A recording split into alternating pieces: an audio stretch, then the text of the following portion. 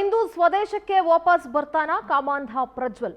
ವಾಪಸ್ ಬಂದ್ಬಿಡು ಪ್ರಜ್ವಲ್ ಅಂತ ಹೆಚ್ಡಿಕೆ ಇನ್ನಿಲ್ದಂತೆ ಮನವಿ ಮಾಡ್ಕೊಂಡಿದ್ದಾರೆ. ದೇವೇಗೌಡರು ಮರ್ಯಾದೆ ಹೋಗುತ್ತೆ, ಜೆಡಿಎಸ್ ಕಾರ್ಯಕರ್ತರು ಮರ್ಯಾದೆ ಹೋಗುತ್ತೆ.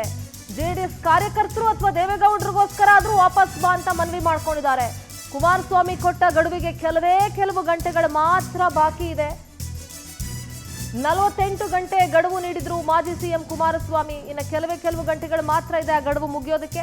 ದೇವೇಗೌಡರಿಗೆ ಗೌರವ ಕೊಡೋದಾದ್ರೆ ವಾಪಸ್ ಬಾ ಅಂತ ಎಚ್ ಡಿ ಕುಮಾರಸ್ವಾಮಿ ಪ್ರಜ್ವಲ್ ಅವರ ಚಿಕ್ಕಪ್ಪ ಮನವಿ ಮಾಡ್ಕೊಂಡಿದ್ರು. ಪ್ರಜ್ವಲ್ ಬೆಳವಣಿಗೆಗೆ ಸಾಕಷ್ಟು ಕೊಡುಗೆ ನೀಡಿದ್ರು ಎಚ್ ಡಿ ದೇವೇಗೌಡರು. ಪ್ರಜ್ವಲ್ಗಾಗಿ ಹಾಸನ ಎಂಪಿ ಸೀಟನ್ನ ತ್ಯಾಗ ಮಾಡಿದ್ರು ದೇವೇಗೌಡರು. ಇದೇ ವಿಚಾರಕ್ಕೆ ಸಂಬಂಧಪಟ್ಟಂತೆ ನಮ್ಮ ಪೊಲಿಟಿಕಲ್ ಕರೆಸ್ಪಾಂಡೆಂಟ್ ದೀಪಾ ನೇರ ಸಂಪರ್ಕದಲ್ಲಿ ಜಾಯ್ನ್ ಆಗ್ತಾ ಇದ್ದಾರೆ, ಮಾಹಿತಿಯನ್ನು ನೀಡ್ತಾರೆ. ದೀಪಾ, ಸದ್ಯ ಪ್ರಜ್ವಲ್ ರೇವಣ್ಣಂಗೆ ಅವರ ಚಿಕ್ಕಪ್ಪ ಮನವಿಯನ್ನ ಮಾಡ್ಕೊಂಡಿದ್ರು, ದೇವೇಗೌಡರಿಗೆ ಅಥವಾ ಜೆಡಿಎಸ್ ಕಾರ್ಯಕರ್ತರಿಗೆ ಗೌರವ ಕೊಡೋದಾದ್ರೆ ವಾಪಸ್ ಬಾ ಅಂತ ಹೇಳಿ. ಆದ್ರೆ ಅದು ಯಾವುದಕ್ಕೂ ಕೂಡ ಗೌರವ ಕೊಡುವ ರೀತಿಯಲ್ಲಿ ಕಾಣಿಸ್ತಾ ಇಲ್ಲ. ಯಾಕೆ ಅಂತಂದ್ರೆ ಇಟ್ ಇಸ್ ವೆರಿ ಸಿಂಪಲ್. ಎಲ್ರಿಗೂ ಕೂಡ ಗೌರವ ಕೊಡುವಂತ ಮನಸ್ಥಿತಿ ಈ ಸಂಸದನಿಗೆ ಇದ್ದಿದ್ರೆ, ಪ್ರಜ್ವಲ್ ರೇವಣ್ಣಂಗೆ ಇದ್ದಿದ್ರೆ ಆತ ಇಂಥ ಕೆಲಸಕ್ಕೆ ಕೈ ಹಾಕ್ತಾ ಇರಲಿಲ್ಲ. ಸಿಂಧೂರ, ನಿಜ.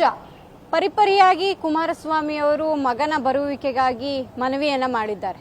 2-3 ಬಾರಿ ನೆನೆಯೂ ಕೂಡ ವೇದಿಕೆ ಮೇಲೆ ಮಾತನಾಡ್ತಾನೆ ಅವರು ಮನವಿಯನ್ನ ಮಾಡಿದ್ರು.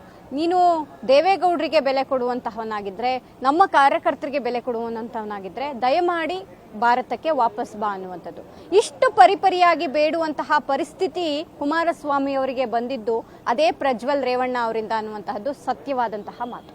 ಜೊತೆಗೆ ಅವರು ಕೊಟ್ಟಂತಹ 48 ಗಂಟೆ ಅಂದ್ರೆ ಮೊನ್ನೆ ಅವರು ಪ್ರಜ್ವಲ್ ರೇವಣ್ಣ ಅವರಿಗೆ ಬರೋದಿಕ್ಕೆ ಕರೆಯನ್ನ ಕೊಟ್ಟಿದ್ರು. 48 ಗಂಟೆಯ ಒಳಗಾಗಿ ನೀನು ಭಾರತಕ್ಕೆ ವಾಪಸ್ ಬರಬೇಕು ಅನ್ನುವಂತಹ ಒಂದು ಸಂದೇಶವನ್ನು ಕೂಡ ಅವರಿಗೆ ಕರೆಯನ್ನ ಕೊಟ್ಟಿದ್ರು. ಆದ್ರೆ ಇಲ್ಲಿಯವರೆಗೂ ಕೂಡ ಪ್ರಜ್ವಲ್ ರೇವಣ್ಣ ಪತ್ತೆ ಇಲ್ಲ. ಇತ್ತ ಟಿಕೆಟ್ ಕೂಡ ಕನ್ಫರ್ಮ್ ಆಗಿಲ್ಲ, ಫ್ಲೈಟ್ ಟಿಕೆಟ್ ಕೂಡ ಬುಕ್ ಮಾಡಿಲ್ಲ. ಹಾಗಾದ್ರೆ ಪ್ರಜ್ವಲ್ ರೇವಣ್ಣ ಬರುವಂತಹದ್ದು ಈಗಲೂ ಕೂಡ ಕನ್ಫರ್ಮ್ ಇಲ್ಲ ಅನ್ನುವಂಥದ್ದು. ಒಂದು ಮೂಲಗಳ ಪ್ರಕಾರ ಚುನಾವಣೆಯ ಫಲಿತಾಂಶ ಬಂದ ನಂತರದಲ್ಲಿ ಪ್ರಜ್ವಲ್ ರೇವಣ್ಣ ದೇಶಕ್ಕೆ ವಾಪಸ್ ಆಗಬಹುದು ಅಂತ ಹೇಳಲಾಗ್ತಿದೆ. ಆದ್ರೆ ಅದು ಯಾವುದೂ ಕೂಡ ಕನ್ಫರ್ಮ್ ಇಲ್ಲ. 5-6 ಬಾರಿ ಟಿಕೆಟ್ ಕನ್ಫರ್ಮ್ ಆಗಿತ್ತು, ಟಿಕೆಟ್ ಬುಕ್ ಆಗಿತ್ತು. ಆದ್ರೆ ಇಲ್ಲಿಯವರೆಗೂ ಕೂಡ ಟಿಕೆಟ್ ಕ್ಯಾನ್ಸಲ್ ಮಾಡುವಂತಹ ಕೆಲಸ 5-6 ಬಾರಿ ಆಗಿದೆ. ಹಾಗಾಗಿ ಕುಮಾರಸ್ವಾಮಿ ಅವರ ಮಾತಷ್ಟೇ ಅಲ್ಲ, ದೇವೇಗೌಡ್ರೆ ಖುದ್ದು ಹೇಳಿದ್ರು ಕೂಡ ಪ್ರಜ್ವಲ್ ರೇವಣ್ಣ ಬರುವಂತಹ ಮನಸ್ಸು ಮಾಡೋದಿಲ್ಲ ಅನ್ನುವಂತಹದ್ದು ಇದೀಗ ಮತ್ತೊಮ್ಮೆ ಮಗದೊಮ್ಮೆ ಸ್ಪಷ್ಟ ಆಗ್ತಿದೆ. ಸಿಂಧೂರ.